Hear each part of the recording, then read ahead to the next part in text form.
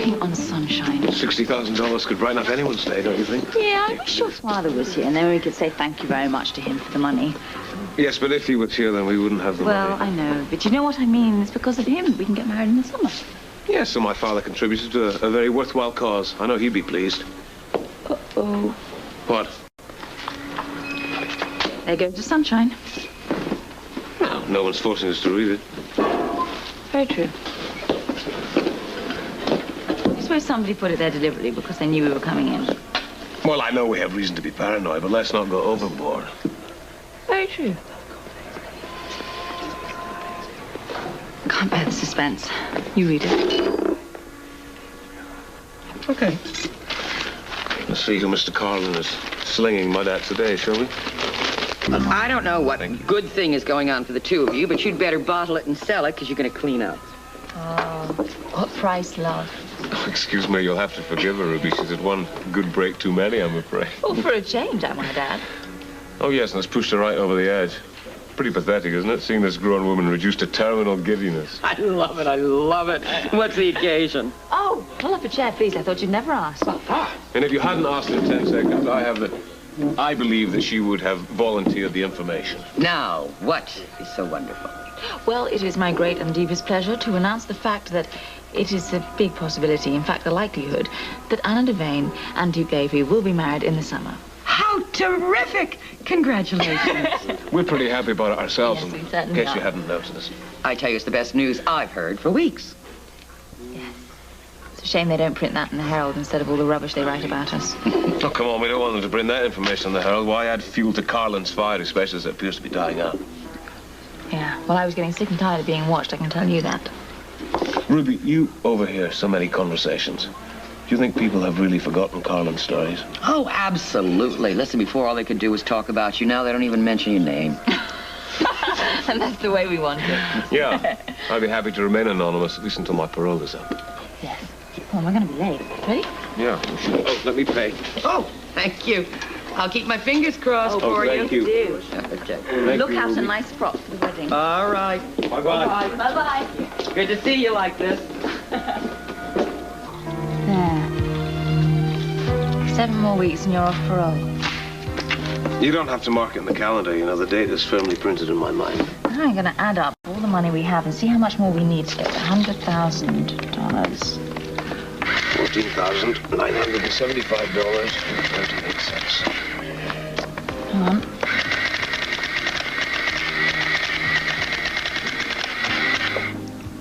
Oh, well, with the money that you've inherited and the cash that you've saved, it'll probably be another 15,000, around that. My goodness, you have a head for figures. Well, I do when it's something as important as my wedding date. Now I'm going to project the income against expenses to determine whether or not we could get married in the summer, if it's realistic or not. You can. We can. I never doubted it. It's going to be a bit tight for money, but we could have a summer wedding. I'm so excited. So am I.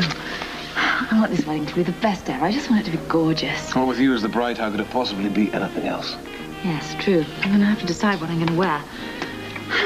Well, white, of course, from head to toe. Why not? White? Our relationship's hardly been conventional up to now. Well, I don't care what anyone else says. I am the one who's going to marry you. And I'm awfully glad that you are. I have this vision of you just dressed in white and you're floating towards me very, very slowly. Sound like a ghost. I'll probably be nervous though and I'll trip over. Well, not nervous as in second thoughts, I hope. No. Nervous because my dreams are coming true. We've got such a long way, haven't we? Yep. Step after difficult step. It's going to be easy now. Nothing can stop us.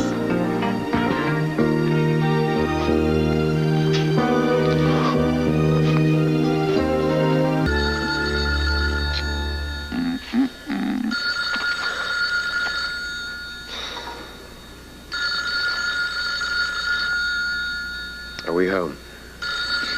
Well, might be somebody else wanting to give you money. Oh. So we're home. Yeah, I would say so. Can we get an answering machine?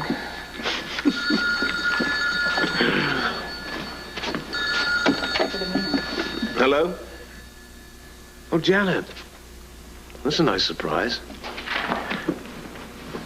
What's the matter? I'm so confused. I wasn't even sure I should call, but I didn't want you to worry, but I did think you should know. Know what, Janet? Not only are you the head of the family now, but this may well affect you directly. Tell me what's happened. I had a visitor a short time ago. He's a reporter from Port Charles. Mark Carlin. Yes. Have you spoken to him? As little as I possibly could. I'd advise you to do the same. He's very persistent. I know. He asked all sorts of questions about you and Camellia and Angus. Don't worry, Janet. Carlin can't hurt us, and Camellia and I will be fine. Well, I hope so. Well, thank you for calling, Janet. It's nice hearing from you. Carlin's been snooping around Lorleon. Why can't he just leave us in peace? Well, why don't we just let Carlin's curiosity run its course? I will not be jerked about by some publicity-seeking hag. What can he possibly find out in Lorlean? I was there. I couldn't find out anything. He won't find out about the secret.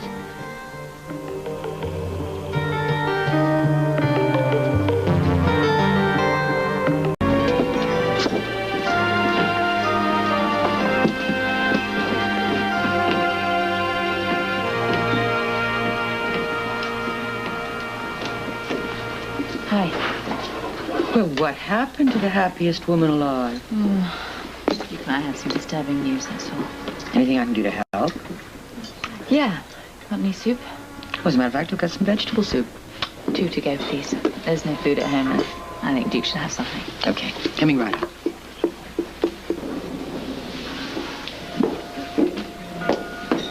Amelia. Oh, Anna, hi. How are you? Yeah. You I right? felt better. What's the problem? Mark Carlin. Was he up to his old tricks again? This time he's in Lorlean. What? You wouldn't happen to know anything about that, would you? Me? Why should I know? Well, it's just that in all his articles he mentions having a source. Is it you? Of course not. How could you even think that? Well, who else knows about Lorlean? Why would I help that reporter? I mean, he's just attacked me, too. I know that. Well, it'd be like slitting my own throat. Besides, I would never do anything to hurt you and Duke. Well, I'm beginning to wonder. All I want is the best for you and Duke. I'm really hurt that you suspect me of being so cruel. You know these articles by Mark Carlin. They generated an awful lot of public interest, and bad press like that could delay a wedding. Are you suggesting that I want to delay your wedding? Will you tell me you're trying to stop me from marrying Stop Duke? Is that you? it? I've done everything I can to help you. I even offered Duke my inheritance so he could marry you sooner. What? I don't want to break the two of you up.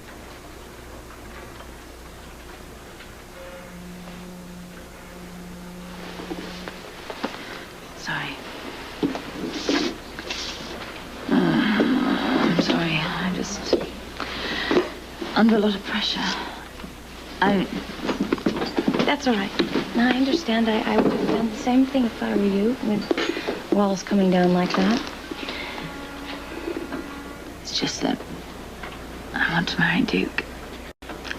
I really do, and I want to marry him now, but we just don't have the money.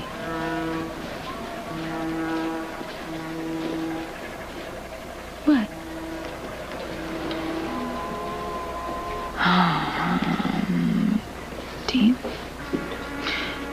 Do you think you'd maybe be willing to lend us the money that you inherited from your father? I mean, it would just be until we got married, and just alone. If we don't get married now, I don't think we're ever going to do it. Anna, I would be only too willing to lend you my inheritance if I still had it. What do you mean? Well, when I don't need that kind of money, and when Duke refused my offer, I gave it away to the convent. I don't have anything left. I think it's plan B. I'm so sorry. feel awful about this. No, not half as bad as I do. How am I going to find $15,000? Fast.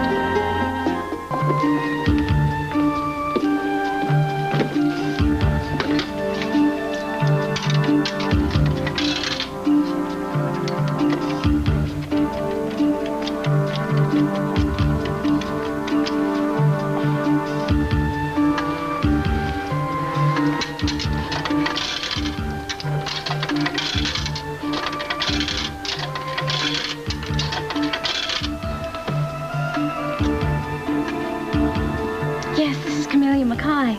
Fine, thanks. Is Mother Superior there? Yes, I'll hold. Hello. Yes, it's wonderful to hear your voice, too. I just called to tell you that, well, I've recently come into a very large sum of money, and I'd like to donate it to the convent. No, you're very welcome. It's the least I could do. I'll put the check in the mail tonight. You might ask that masses be said for the memory of Father. The family would appreciate that.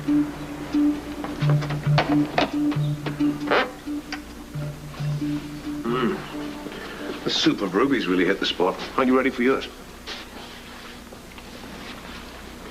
What put the smile back in your face? You promised you won't be angry. Why should something that makes you happy make me angry? Well, I'm thinking of ways that we could, like, raise $15,000 so we can be married. And I think I found it. Where? That was Sean on the phone. And he said that we could borrow it from him. Isn't that wonderful? I mean, if we accept, then we could be married right now. We could get it all over with right while we can. You make it sound as if marrying me is some kind of an ordeal. I just feel if we don't do it now, we never will. Yes, but not this evening, Anne. I mean, what would our friends think? They wouldn't mind if they knew how anxious I was. Oh. Come on, Anna, what happened to the plan we made? I would come to you as a free man. Remember, that hasn't changed. I'm scared.